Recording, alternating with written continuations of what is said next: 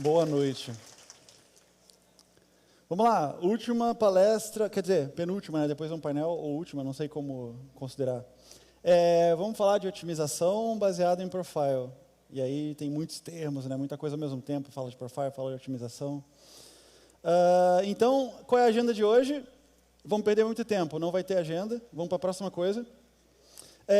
Antes de continuar, tem um aviso, se alguém tiver algum problema de sensibilidade, fotossensibilidade, é o momento de sair, porque as coisas podem piscar do nada. Esse aviso é parcialmente sério. Eu nunca testei porque eu não botei a pessoa que tem problema para assistir. Boa, avisados. Tá, então o que é isso? O que é essa otimização baseada em profile? Bem, wiki, de sempre. O que a gente encontra lá dentro? Bem, a otimização baseada em profile também pode ser conhecido com outros nomes, né? Esse feedback que também é direcionado pelo profile, ou ele pode ser um feedback direcionado à otimização. Você vai achar vários nomes, vai achar um framework da Google que se chama AutoFDO, que também faz esse tipo de coisa. Mas, no geral, o que está escrito ali é o resumo de tudo. É uma otimização no compilador, então tem que ter um compilador envolvido. E baseado no profiling, que é alguma coisa que a gente vai ver ainda, ele vai melhorar a performance em runtime. Boa. Então a gente já sabe o que isso quer dizer. Mas o que me chama a atenção nisso tudo não é o que é possível alcançar. É porque também pode ser chamado de Pogo. E o que tem a ver PGO com Pogo? Eu não sei, mas é o que diz na Wiki. O que a gente quer fazer? Aumentar a performance. Porque senão a gente está otimizando para otimizar? Não sei. Não faz muito sentido para mim, então a gente quer fazer rapidinho. A gente quer conseguir que o programa rode bem mais rápido e com um preço muito baixo, né? A gente não quer estar gastando tanto tempo com isso. Mas como é que a gente faz para otimizar o programa? Sei lá, não conheço essa técnica. O que a gente consegue fazer hoje? A gente vai lá e faz skip analysis. Tipo, o que é skip analysis? O que está fugindo para heap? O que ainda está na stack? A gente acabou falando disso em outro ano e é basicamente pedir para o compilador te dizer o que está escapando, porque se estiver escapando muita coisa, gera pressão no GC, e a gente não quer que essas coisas aconteçam. É uma otimização manual, é uma arte lá, você vai trocando. Mas dá para ter alguma dica do que está acontecendo? Dá. Na Escape Analysis, você vai lá e acredita no compilador, porque ele está te dizendo o que está acontecendo. Então, por exemplo, se tu roda o código de cima, dei um go build, mas aí passei uma flag, falando assim, essa flag não diz muita coisa, né? M, tá? Mas o M está falando assim, mostra para mim o que escapa e o que não escapa, ou muito mais coisas do que isso, mas no caso eu estou fazendo um grepzão e falando assim, me mostra só o que está escapando. E aí provavelmente você vai ver uma saída muito parecida com o que está ali embaixo. Por exemplo, ali, aquele ponteirinho de R está escapando para heap. A outra coisa não escapou porque não precisou. E aí você já tem uma dica. Beleza, eu já sei o que está indo para heap, então eu posso tentar fazer alguma coisa. Só que aí meio tentativa e erro e ficar vendo o que está acontecendo. Talvez não seja suficiente. Mas a gente pensa o seguinte, a gente vai adivinhar a performance, porque só olhar o que está acontecendo, tipo assim, beleza, isso aqui vai escapar, mas realmente eu sei como está tendo a performance ou eu acho que eu sei que está tendo a performance? E aí a gente pensa, eu vou ficar acreditando, eu vou estar confiando, tipo, é só um grande palpite? Na verdade, não. Tomara que carregue.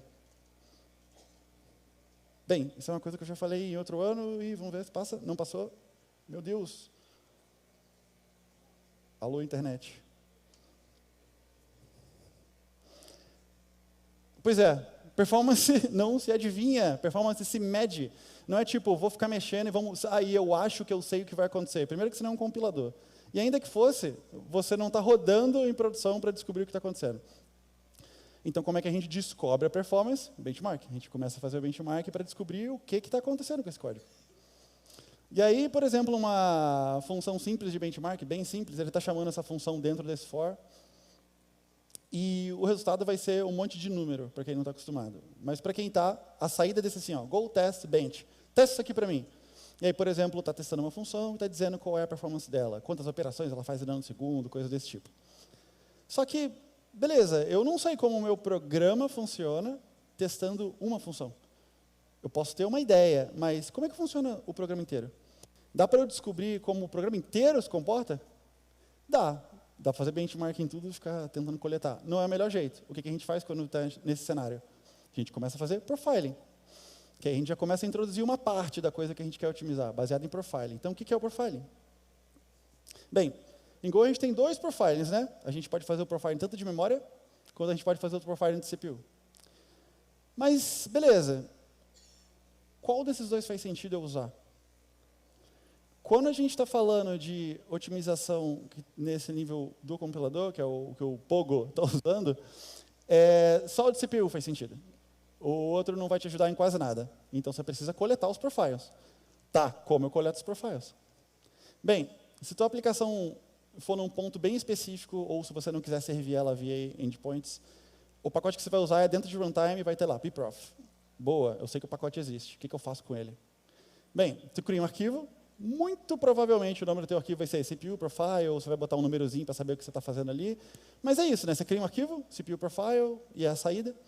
E aí, logo em seguida, você fala, começa a fazer o profile, e em algum momento do código que você acha que ele tem que parar, ou se você não sabe quando, você dá onde for lá, para de fazer o profile. E aí, esse arquivo vai ter, dentro dele, informações de profiling.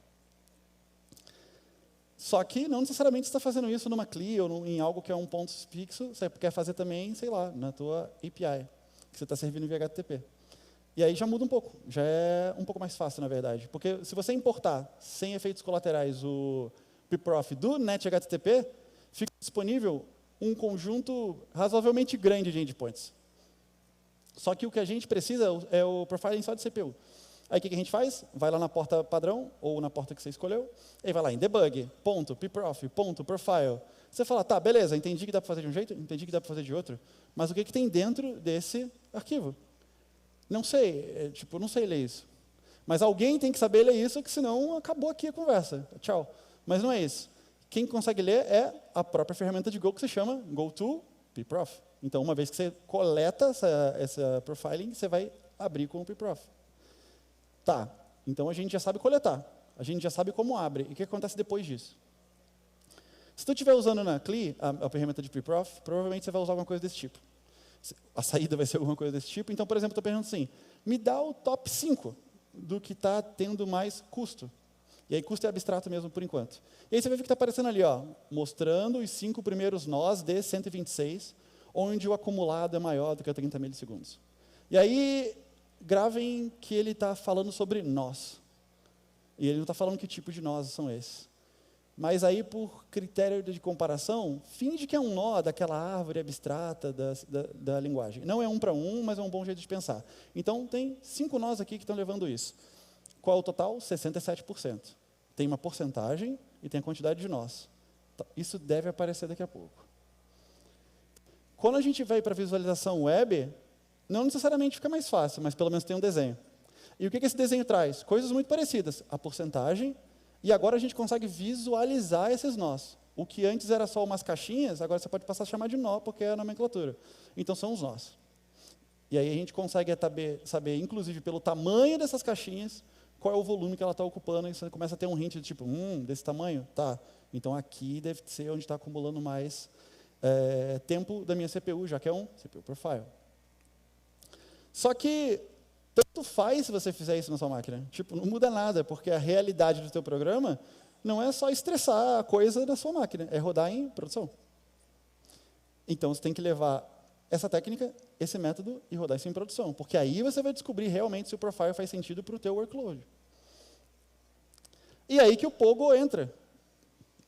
Qual é a ideia central do Pogo? Vamos ver como é que a gente aplica o tal do Pogo, uma vez que a gente já tem os profiles capturados de produção. O ciclo dele é, primeiro você compila. Mas você fala, compila como? O que eu tenho que fazer mais? Nada de novo. Você literalmente só compila o teu código e manda para a produção, que é o que você já faz hoje. Logo em seguida, você começa a fazer profiling. E aí, profiling você já viu que é possível fazer e como que é possível fazer. Logo em seguida, eu escrevi errado, mas é builda com o profile. Aí você fala, opa, essa é a parte que eu não entendi. Builda com profile? Conta comigo, já vamos chegar lá. Mas se você fizer isso, provavelmente você é só colher os frutos. Tá, então faltou falar aí, tipo, o que é o builda com profile? Em breve. Mas antes a gente quer pensar o seguinte, tá, buildei com profile, eu vou aprender isso daqui a pouco e vou ver a linha de comando. Para que eu estou fazendo isso? Ou, fica mais rápido é mágica? É isso, pronto? Não, não tem mágica. Mas a gente tem que saber o que a gente está tentando alcançar com essas otimizações. Então, quais tem? Bem, tem 2 principais tipos de otimizações. A primeira é, a gente quer melhorar A branch prediction e o CPU cache. As instruções têm que ser mais favoráveis para isso. Como que o profile vai fazer isso para a gente sozinho, sem a gente fazer nada? A primeira coisa que ele vai fazer é tentar fazer inline. Mas é inline, tipo, só faz inline e pronto, acabou? Não. Ele vai fazer inline das funções que são quentes. E a gente depois pode descobrir o que são uma função quente. Esse é o caso mais tosco, mas eu acho que é o caso que cabe na tela e vai dar para entender. Mas no mundo real, a gente já vai olhar como poderia ser. Então, imagina que tem uma função muito útil. Eu uso sempre que eu preciso, que se chama soma 10. E aí ele pega os dois números e soma 10. Só que lá dentro do meu programa, ela vai ser chamada muitas vezes. Nesse caso, o muito é 1000. Então, se eu uso o soma 10 tantas vezes assim, por enquanto, magicamente, o que o profiling do Pigou vai olhar e vai falar assim, opa, peraí, isso é muito chamado, muito chamado. Então, dá para pegar essa função e fazer um inline. E para quem não tem ideia do que é um inline é justamente pegar todo o escopo dessa função e literalmente botar no lugar onde está a chamada da função. Aí não tem o overhead da chamada, não tem o overhead da passagem de parâmetros, e eventualmente vão ter mais otimizações que eu não vou explorar, mas, por exemplo, esse for ele pode se tornar só várias linhas seguidas sem o for para melhorar de novo as instruções que vão virar o tal do assembly. E é isso, né? No lugar da função vai ter isso aí. Você fala, pô, mas isso não é tão útil. Não com uma linha, mas se você pensar que tem 50, 100, 400 linhas, vai fazer alguma diferença. Mas a outra otimização que vai melhorar, para o mesmo caso que a gente falou, de branch prediction, tanto quanto CPU cache, é block reordering. E o nome é exatamente o que quer dizer. Eu estou usando pseudocódigo, que senão, de novo, vai ficar meio escroto de ler. Então, assim, imagina que tem um if e uma condição, e a condição é a condição B. E aí, o que acontece quando ele entra nesse B? Ele vai usar um código que quase nunca entra. Tipo, vamos imaginar que de 100 vezes só entra 2 ali no B. E se não, ele faz a que é o que está torando lá, está chamando. O Pigou vai olhar e falar assim, tá, peraí, isso pode ser melhor. E aí ele vai, primeiro, inverter a lógica e botar o A para acontecer mais vezes. Só que se ele perceber que dá para otimizar mais, ele nem vai negar a condição B. Ele vai literalmente olhar para A. Aí você fala, mas como que eu sei que ele está fazendo isso? Não sabe. Isso aqui é uma exploração do que poderia estar acontecendo, mas é baseado na teoria do que ele poderia estar fazendo. Dá para saber o que ele está fazendo? Dá. É só você ver o assembly final. A gente vai fazer isso hoje? Com certeza não. E aí a segunda otimização que o Pigou vai fazer é fazer você escapar menos coisas para heap. E aí quem lembra sobre Arena, aquela história de memória e isso mais, por que a gente não quer ficar escapando coisas para heap? Porque quanto mais coisa na heap, mais pressão no GC, mais latência, mais stop the word, tipo, o seu programa vai rodar mais lento porque sim. Só que se eu estou evitando que vá mais coisa para lá, meu programa vai rodar mais rápido. É isso que eu quero, otimizar.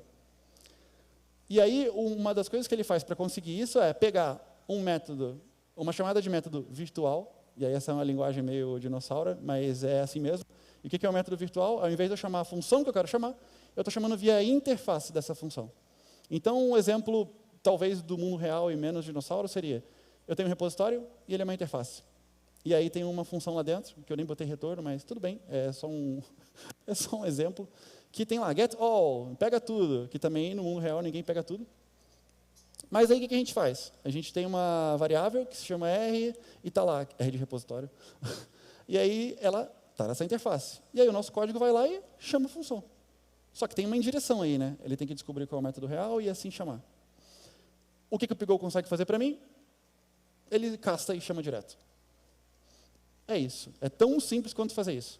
Aí você vai falar, pô, mas aí eu não posso pegar eu mesmo e fazer isso? Pode, boa sorte. Porque o seu código vai ficar, no mínimo, bem esquisito e a vantagem real de criar a indireção que a interface vai te dar, você não vai ter. Boa.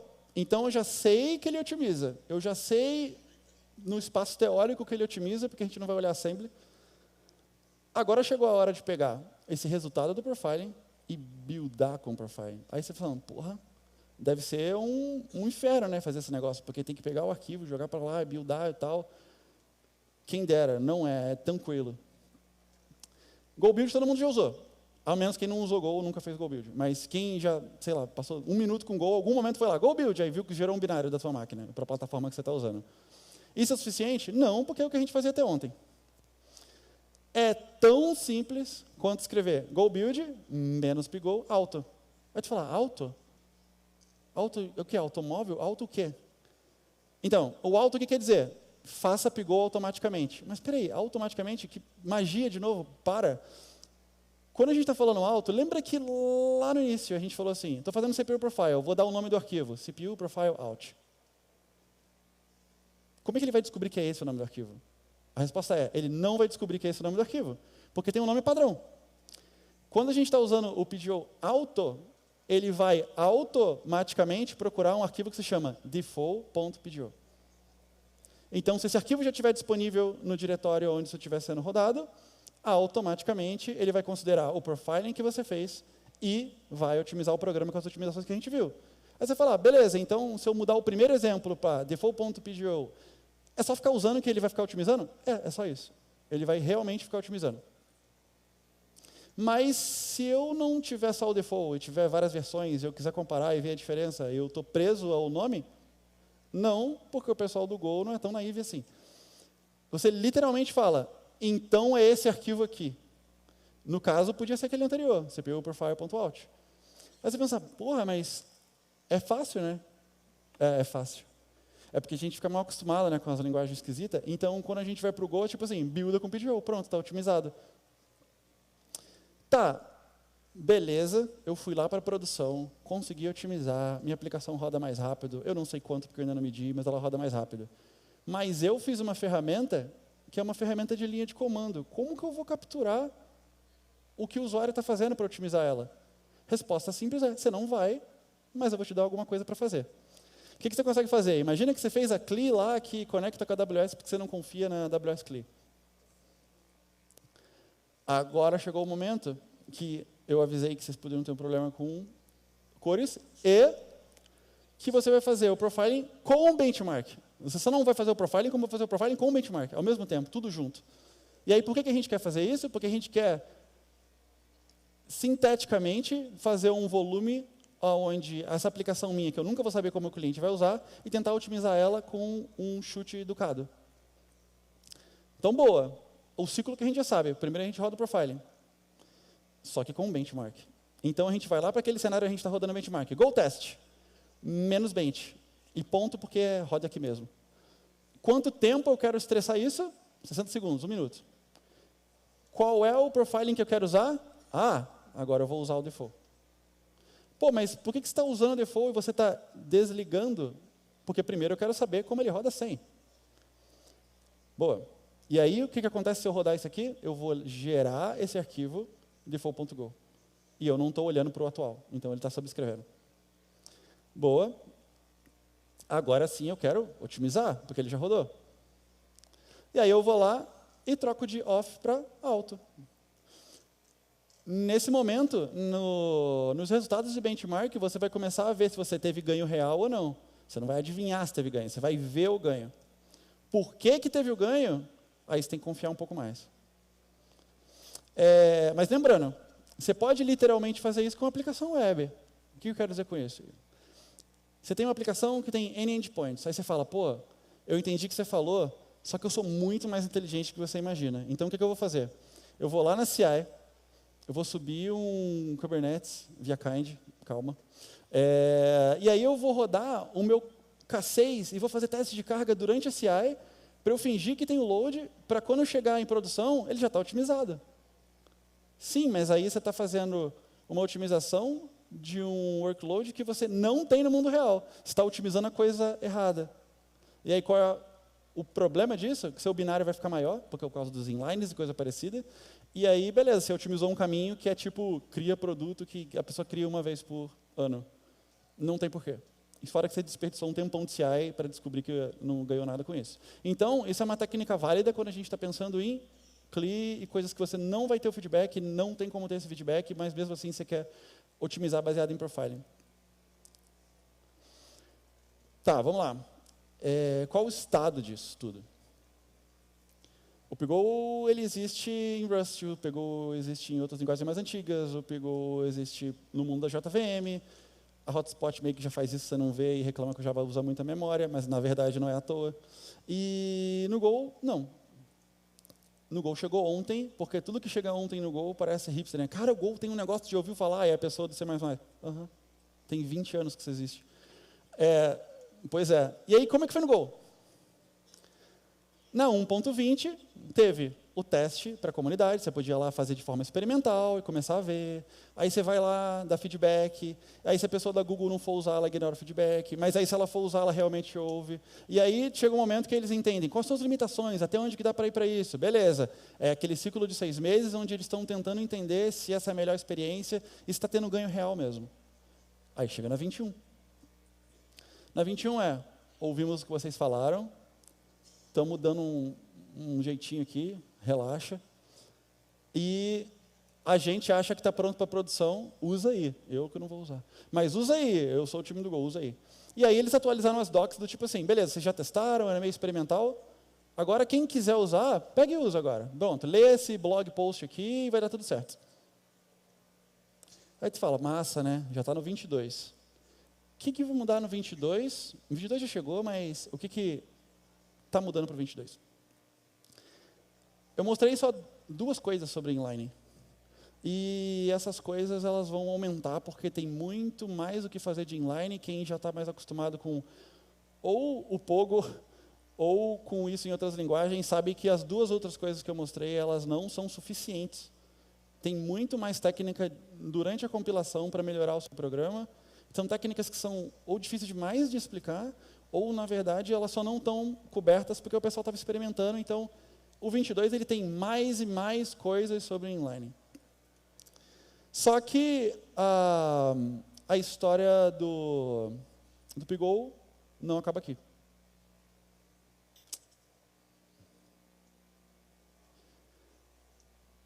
Boa. Ela continua. Passa. Dá para ir mais longe. Que história é essa de inline? Tipo, o que realmente está acontecendo? Ou o que eu consigo controlar já que está disponível? Tem 3 principais variáveis de ambiente ou flags que você vai usar. Eu falei variável de ambiente, mas estou querendo dizer flag, e a gente vai ver quais são. A primeira se chama inline, porque é disso que a gente está falando, e qual é o max budget? Tipo, até onde eu aceito fazer o inline? Tá, mas como é que eu controlo isso? Eu quero controlar isso ou eu só quero que funcione automaticamente? Se você não fizer nada, vai funcionar. E essa é a maravilha. Mas se você ainda quiser mexer um pouquinho mais, você consegue, e aí que vem a coisa. Lembra quando a gente estava olhando o profile, que estava escrito assim? 30 nós, 20 nós. Estava referenciando nós, e na imagem começou a mostrar os nós. Quando a gente fala de budget para inline, o padrão é 80. Se for maior que 80, ele fala, nem a caralho, não vou fazer o inline, porque vai ficar muita linha repetida, vai ficar um binário gigante, não vou fazer. Mas, agora dentro do Pigou tem a consideração se mas isso é um hot path, isso é uma hot function. Tá, ele identificou que então isso passa para 2000. O budget, ele varia entre 80, que é o padrãozão, até chegar em 2000. Aí tu fala, pô, massa, né? Que agora eu sei o valor, mas e daí? Porque ele vai trocar automaticamente, eu não tenho nada para fazer com isso. Agora você pode configurar quanto você quer que ele use. E aí você vai ter que ficar brincando de trocar o valor, porque você não vai descobrir muito rápido isso não. Então vamos lá, Pigou, que é o que a gente está falando, que eles perderam a oportunidade de falar Pogo. Aí tem inline budget. Na hora do build, mais uma coisa para você escrever no build, já viu que se tu usar tudo que eu falei, vai ficar uma linha bem grande, mas a vida é essa mesmo. Então, sei lá, GC flags, tipo assim, quais são as variáveis que a gente está trocando. Boa, a variável que eu quero botar Pigou inline 4000. O que a gente está falando para isso? Em vez de ser de 80 para 2000, a gente está falando que naquela árvore de coisas que estão sendo executadas, eu aceito até 4000 nós. Mudou, né? O teu binário vai ficar maiorzinho, tá? Prepare-se quando você usar isso. Mas não é maior tipo de 2 MB para 2 GB, é 2 MB para 5 MB. E a última coisa, que é uma coisa não óbvia, e é um nome bem grande, que se não colorisse ia ser ilegível, que é Pigou inline. Beleza, a gente sabe que é sobre a otimização pelo profile, a gente sabe sobre que é sobre inline, agora tem um CDF, o que é isso, e qual é o limite para esse CDF. Se a gente fosse olhar lá na resposta de inline, na resposta de profile, vai ter uma coluna que está escrito isso. Está escrito assim, cumulativo. E o C daqui é cumulativo. A ideia geral é a seguinte. O padrão do Go sobre essa variável é 99. E o que é 99? 99 o quê? Se alguma área dessa aplicação, esse é o jeito simplista, porque essa flag dá uma talk inteira, mas o jeito mais simples de entender ela por enquanto. Tem muito texto, eu vou acompanhar isso com vocês. Se a gente somar o runtime todo, tudo que está sendo gasto, literalmente tudo, e essa soma, ela for contada sobre os nós, todas aquelas coisinhas que a gente pode visualmente, ou chamando top e descobrir a quantidade de nós, o que o Go faz por default tem alguma coisa aí que dá chamada, mas todos os seus filhinhos, que a gente chama das arestas, né?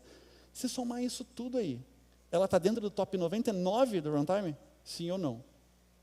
Aí você fala, caralho, 99? É por isso que a gente chama de hot function, porque está chamando pra caralho, é isso mesmo. E a gente consegue trocar esse valor. Só que é muito não intuitivo mexer nisso, e aí eu estou mostrando para vocês errarem mesmo e quebrar a produção. Deixa eu ver. Tá, é isso. O que vai acontecer? O valor é 99, eu vou falar assim, eu vou trocar para 95, porque eu quero mesmo que funções que nem sejam chamadas ganhem otimização. Beleza, dá para fazer. Só que pode acontecer que funções até da biblioteca padrão vão entrar nesse budget. E aí, de uma hora para outra, coisas que são funções da biblioteca padrão vão começar a fazer inline. Qual é o prejuízo real que você vai ter? Um binário maior. Aí você fala, tá, mas se eu sair de 2 MB e for para 40 MB, no meu caso não é um problema. Então, brinca com a variável. Vai, fica tranquilo. Vive tua vida aí e vai dar tudo certo. Agora, só que vão ter cenários que o tamanho do seu binário vai fazer diferença em quão rápido você escala. E eu sei lá em que rede a gente está falando, né? Então, não tem nada disso que, de novo, a gente vai ter que adivinhar. Nossa, botei 98, pois não rolou. Tem que medir mesmo.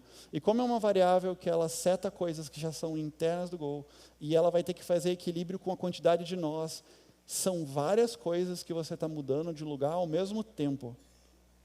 É fácil? Não, não é. Mas se eu não falasse também, vocês não sabiam que existiam, então agora existe, dá para brincar. Quais são as perguntas comuns quando a gente olha para otimização?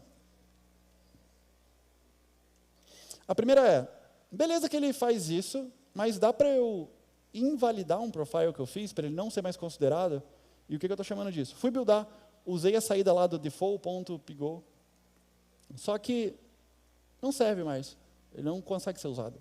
Quais são as condições que isso acontece? A primeira, quer dizer, o que não invalida, eu falei errado. O que não vai invalidar, dá para usar o mesmo arquivo meio que para sempre. A primeira é, se você não mudar a função que vai ser considerada quente. Se você não mudar, segue, joga com o teu profile, vai dar tudo certo. Se você mudar código perto, mas não dá função, boa, vai. Se você mudar outro arquivo, mesmo que seja no mesmo pacote, tranquilo, segue com o teu default Go, vai dar tudo certo, não precisa se preocupar em esse arquivo não serve mais. Agora sim, esse é o problema, essa é a parte que a gente quer ter mais cuidado. O outro é tipo, tá tudo bem, é só mover tudo que está em volta e não da função que é tomar cuidado. O que invalida meu profile? Quando que esse default não vai servir para meio que nada ou vai otimizar a coisa errada? Se você literalmente mudar a função, e se você renomear a função, né, porque o nome do símbolo vai mudar e isso para o profile é uma coisa que não é ok, então o profile vai ficar invalidado. E se você mover essa função para outro pacote, e quando eu digo pacote ele estava no pacote B, agora ele foi para o pacote contas. Tudo bem que é literalmente a mesma função, mas está invalidado.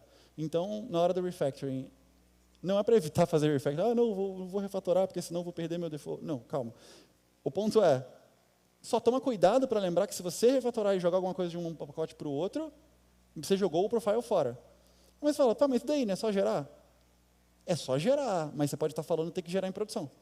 E quando você fala em gerar em produção, por mais que na versão 22 do Go, coletar profiling ficou mais barato não é de graça, né? Perdi a oportunidade de usar o...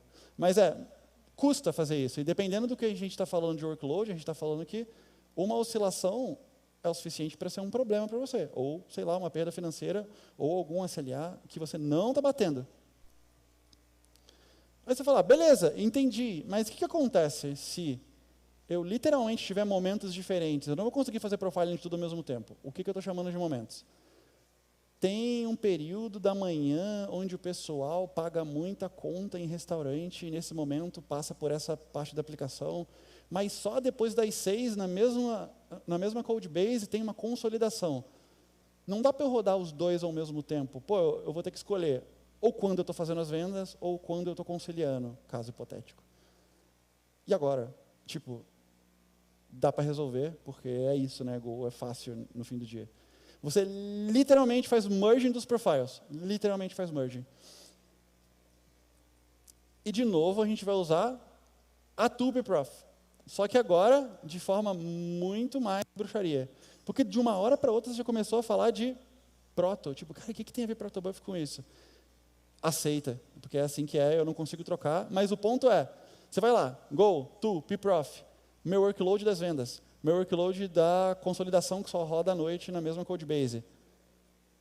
Bota o símbolozinho do Unix ali e vai escrever um arquivo novo. O que vai ter dentro desse arquivo? Todas as otimizações que seriam indicativos para os dois cenários. E aí você literalmente vai ter um arquivo de profile para lidar com os dois cenários. Boa. O que isso provoca, o efeito colateral de você ter isso é que, de uma hora para outra, você vai ter que ter uma instrumentação um pouco mais inteligente dos seus serviços de conseguir pegar profiles de lugares diferentes e gerar um merge só. Mas imagina que louco se nem desse para fazer. Então, tipo assim, é uma dificuldade que só existe porque ainda bem que dá para usar. E essa é a pergunta mais crítica. Se eu usar, dá para usar errado e tipo assim, putz, usei o profile errado, minha aplicação vai ficar mais lenta. Alguém chuta se dá para ficar mais lento? Ou já viu se fica mais lento? Pois é, não fica mais lento. O ponto é que, se a gente está falando sobre otimização, só pode ficar melhor. Ah, mas eu otimizei uma coisa trocando as coisas de heap e tal, ficou mais lento. Sim, quem errou foi você, o compilador não erra. O ponto é, não vai ficar mais lento se você usar um método automático. Aí você pensa, peraí, então é só usar mesmo que eu nem saiba o que ele está otimizando? Tadã. É isso, é literalmente, passe a usar, você não tem nenhum problema de usar.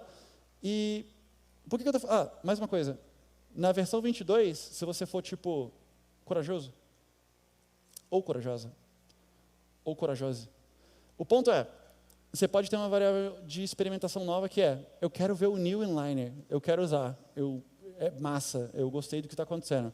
Você pode setar essa variável. Eu já usei? Não. Eu recomendo para usar? Não. Você vai falar, caralho, toda vez que tu vem aqui, tu fala para não usar as coisas. Se for quebrar a produção, eu prefiro que não. Mas aí que tá, diferente de generics que eu falei, pô, calma aí, galera, não sai botando N em tudo não, eu sei que vocês já fizeram. Arenas, porra, não vai usar essa porra, vai quebrar a aplicação, tem que tomar cuidado, não usa, não usa. Diferente dessa realidade do passado usa, não é tipo não usa, usa. Pelo amor de Deus, usa, porque isso aqui não tem nenhum problema para usar. E a pior coisa que você pode fazer sem querer num acidente é deixar o programa mais rápido. É tipo cair para cima. E é isso, o que você pode esperar disso tudo? De 2 a 14% de performance gains. Você fala, caralho, 2 a 14? 14 parece muito. 2, dependendo da empresa, é bastante. De graça. Então é isso. Muito obrigado.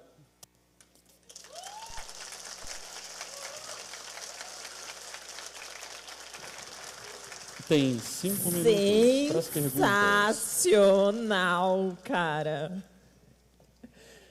They Resumo, don't use. know about the Entendi. Tadinho do cafezinho, velho.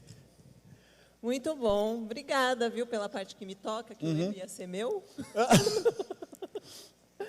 Gente, curtiram essa palestra? Fechamento com chave de ouro, né não?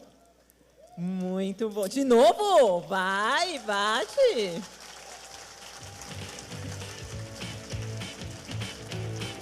Pergunta. Eu vi até o Júnior da mesa ali vidrado. Eu tava de olho. Ele curtiu também. Ó, vai virar programador se já não é, nas horas vagas. Perguntas. Quem tem? Ali. Alguma mina tem alguma pergunta? Tem. Tomara. Alguma mina? Não? Então vamos para os caras. Vamos lá. Levanta de novo a mão. Senão não vai falar. Senão não vai falar. Nome, da onde é e pergunta. É Rodrigo Floripa. Qual caravana? Oi? Qual caravana você veio? Mercado Livre. Boa. Cara, essas otimizações, mudanças no binário ali, pode impactar troubleshooting? Tipo, Stack Trace, por exemplo, que acontece o computador fazer inline, mudar uma função de lugar ali e dar um panic lá. Como é que ficaria o Stack Trace ali, por exemplo? Teria um impacto, algum efeito colateral nesse sentido em troubleshooting? Existe esse impacto. Eu vou tentar reformular também para ajudar quem não viu direito. Beleza, usei a otimização e agora quando eu olho o Stack Trace eu não consigo necessariamente identificar o que está aquilo porque aconteceu inline. Isso pode acontecer? Sim, pode acontecer. Aí uma das coisas isso realmente te ajuda sim ou não? É uma das coisas que a gente pode pensar. Tipo, quando você olhar o Stack Trace, você vai bater certinho lá? Bem, sumiu, é isso. Só que esse erro, eu acredito que ele deveria ser reproduzível. Se ele não é estranho. E eu não estou falando que é porque é estranho que é impossível, mas se ele só acontece em produção e você vai precisar fazer, por exemplo, um debug em produção, literalmente você está perdido. Porque se o inline aconteceu, é diferente de você usar o debug e desligar as otimizações, né? Porque você tem que saber qual é a linha que aconteceu. Só que são dois mundos e eu não acho que nenhum deles está errado. Um é um mundo selvagem, onde você confia nisso tudo, e o outro eu tenho um teste, eu tenho um log, eu tenho uma métrica específica para dizer o que está quebrando. Eu acho que deve ter uma exceção mesmo, no mundo que você usa o Melts lá, né? Tipo, o log, os eventos, a telemetria, tudo. Se isso não está identificando e um dia você vai ter que olhar isso, você vai te atrapalhar? Sim, eu só não sei se realmente vai atrapalhar ou se realmente vai acontecer. Mas é perfeito pontuação. Tipo, eu não... Assim, independente de usar profile ou não, né? O inline já ia acontecer sem ele, mas pode ter mais lugares, e justamente que é um hotpath, é o caso que você não quer que fale, pode ter mais lugares ainda que as linhas não vão ser identificadas. Mas eu não sei se é um problema. Pode ser, pode não ser, para mim não é. Não, sem maldade, eu só não pode acho ser, que pode dá não para ser, ver, acho que faz. Eu acho que dá para descobrir sim. Boa, mais uma pergunta. Quem quer muito perguntar? Aqui, ó. Menino ali, ó. Muito? Aqui? Isso, a mão que eu vi, não sei se tem mais. Então tá. Vamos lá, nome caravana? Uhum. Tá. Bruno Floripa, Conta Azul. Boa. Parabéns pela palestra. Essa é a do ano passado, usei a Arena no ano passado e tive que mudar de empresa porque eu agradeço deu merda de em forma produção. retroativa. A minha pergunta é a seguinte: eu vejo que é uma grande confusão do PGO na comunidade. Pogo. Aonde que está o erro? É a divulgação da Google, a documentação da PGO, porque isso não é tão claro, né? Porque só tem maravilhas. Por que eu não vou usar então? Por que não está sendo usado tanto em produção hoje o PGO?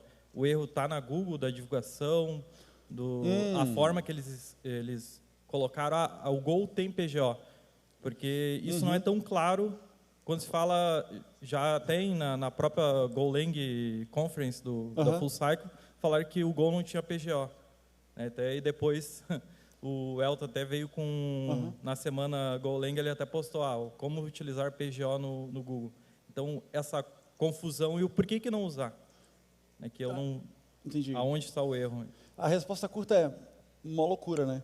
A resposta longa é da mesma forma que o Go não faz muita propaganda de como builder, ele não fala que o profile existe. Eu não sei, o que eu quero dizer é, eu não sei se isso é um problema de tudo que eles lançam na linguagem literalmente devia ter marketing envolvido, aí eu não sei, é uma questão de como o projeto funciona, versus quem acompanha a linguagem saber que existe porque tem release notes. Aí é tipo, a puxa-corda. A Google tinha que falar muito sobre isso ou a gente tinha que olhar sobre isso? Tem um meio do caminho que eles até falam, que é o blog, e a gente acompanha o blog. É o suficiente? Não sei. Mas, não sei, pode ser uma questão de quem se beneficia com a coisa. Tipo, eu já te falo, quer dizer, a Google bota no blog post com um time de Go que essa coisa existe. Beleza. Alguém não olhou que isso existe e está usando a próxima versão de Go e fala assim, brincadeira, né? Ninguém me ligou para falar que o negócio está assim. Eu não sei se vai acontecer, mas o ponto é, eu acho sim que objetivamente tem mais vantagens do que desvantagens, e lembrando que a desvantagem existe, que é o caso que ele perguntou, e o teu binário fica maior. Pode ser que você não possa fazer isso. O caso mais simples, fiz uma tool, o nome dela é Terraform. Será que eu quero mesmo que ela dobre de tamanho? Esse é um caso. Então, tipo, não sei se o PGO é obrigatório, mas tem benefícios óbvios, por exemplo, para um workload de internet. Mas eu não sei, tipo, é culpa da Google que a gente não sabe? Sei lá. Eu não consigo distinguir. Eu preferiria que eles fossem mais ativos mesmo como comunidade. Mas, sei lá, está escrito no blog, eu não sei se é o suficiente, eu não sei responder.